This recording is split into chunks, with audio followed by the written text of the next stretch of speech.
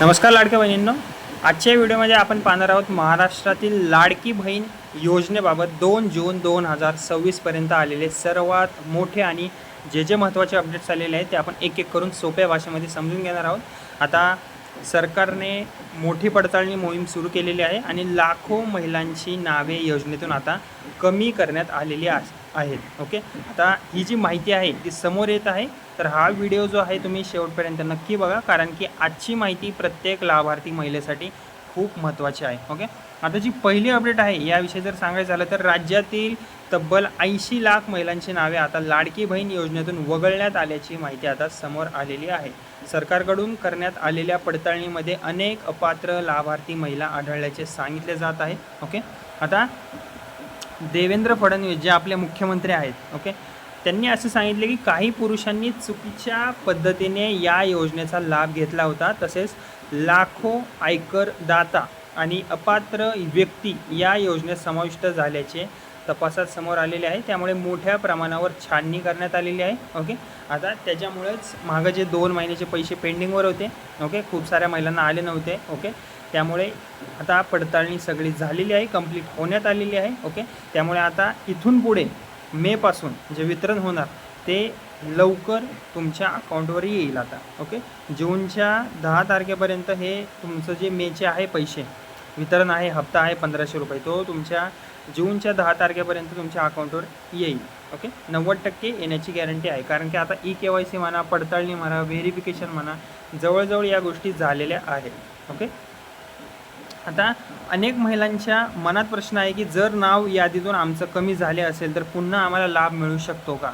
Okay, आता यावर महिला व बाल विकास मंत्री अदिती तटकरे यांनी महत्त्वाची माहिती सांगितली आहे की त्यांनी सांगितले की ज्या महिलांची नावे आता चुकीने वगळली गेली असतील, ओके, किंवा काही तांत्रिक कारणांमुळे अपात्र ठरले असतील, ओके, KYC चुकीची ऑप्शन निवडला असेल, त्यांची पुन्हा पडताळणी करून त्यांना या योजनेत समाविष्ट केले जाऊ शकते। ओके, म्हणजेच की अजूनही अनेक महिलांना पुन्हा संधी ही मिळू शकते। ओके, आता पाहूया कोणत्या कारणामुळे लाभ बंद झालेला आहे। ओके, कारण की आता ज्या महिलांसाठी योजना आहे त्याच महिलांना जर वगळण्याचं काम झालं आणि त्याच महिलांना जर योजनेचा लाभ नाही मिळाला तर या योजनेचा काही फायदाच नाही आहे। त्यामुळे आता परत ही तांत्रिक ज्या अडचणीमुळे काही महिलांनी चुकीचे ऑप्शन सिलेक्ट केले होते KYCला, त्यांना आता वगळण्यात आलं आहे, त्यांना परत आता समाविष्ट या योजनेमध्ये केले जाऊ शकते। परत KYCची डेट वाढवून दिली जाऊ शकते। ओके, आता पाहूया कोणत्या कारणांमुळे लाभ बंद झाला आहे। ओके, आता सर्वात मोठं कारण म्हणजे काय?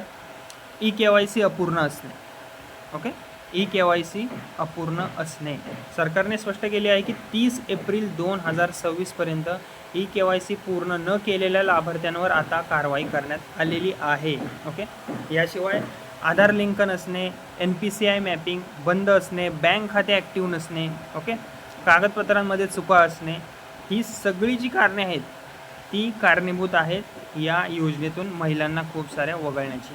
ओके, त्यामुळे ज्या महिलांचे पैसे थांबले आहेत त्यांनी लगेच आपले बँक खाते आणि आधार लिंक तुमचं लिंक आहे का ती स्थिती तुम्ही एकदा तपासून घ्या बँकेमध्ये, नसेल तर लिंक करून घ्या। ओके, आता सरकारकडून असे सांगण्यात आले आहे की सध्या नवीन अर्ज प्रक्रिया सुरू करण्याबाबत कोणतीही अधिकृत घोषणा अजून तरी झालेली नाही। म्हणजेच काय, सोशल मीडियावर ज्या फिरणाऱ्या अफवा आहेत त्यांवर तुम्ही विश्वास ठेवू नका। ओके, पात्र महिलांना दरमहा 1500 रुपये DBTद्वारे मिळत राहणार आहे। ओके, परंतु त्यासाठी सर्व कागदपत्रे योग्य असणे खूप जास्त आवश्यक आहे।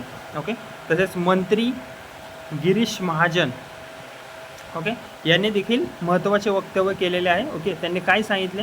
त्यांनी सांगितले की तांत्रिक कारणांमुळे लाभ बंद झालेल्या महिलांचा स्वतंत्रपणे विचार केला जाईल आणि पात्र महिलांना वंचित ठेवले जाणार नाही। सध्या संपूर्ण राज्यात पडताळणी मोहीम सुरू असून पुढील काही दिवसात आणखी मोठे जे अपडेट्स आहेत ते समोर येऊ शकतात। ओके, म्हणून सर्व महिलांनी आपली KYC, आधार लिंक, NPCI मॅपिंग आणि बँक खाते स्टेटस तुम्ही वेळेवर तपासून घ्यावी। ओके, तर लाडक्या बहिणींनो, ही होती लाडकी बहीण योजना 2 जून 2026 पर्यंतच्या ज्या महत्त्वाच्या अपडेट्स होत्या त्या मी तुम्हाला सोप्या शब्दामध्ये सांगितलेल्या आहेत। ओके, आणि हे तुम्ही सगळं वाचू सुद्धा शकता। ओके, व्हिडिओ आवडला असेल तर तुम्ही माझ्या व्हिडिओला लाईक करा, शेअर करा आणि माझे बडी नावाचं चॅनल आहे त्याला फ्रीमध्ये सबस्क्राईब करायला विसरू नका. आणि अशाच महाराष्ट्र शासनाच्या नवीन अपडेटसाठी आपल्या या बडी नावाच्या चॅनलसोबत जोडलेले राहा. ओके, धन्यवाद.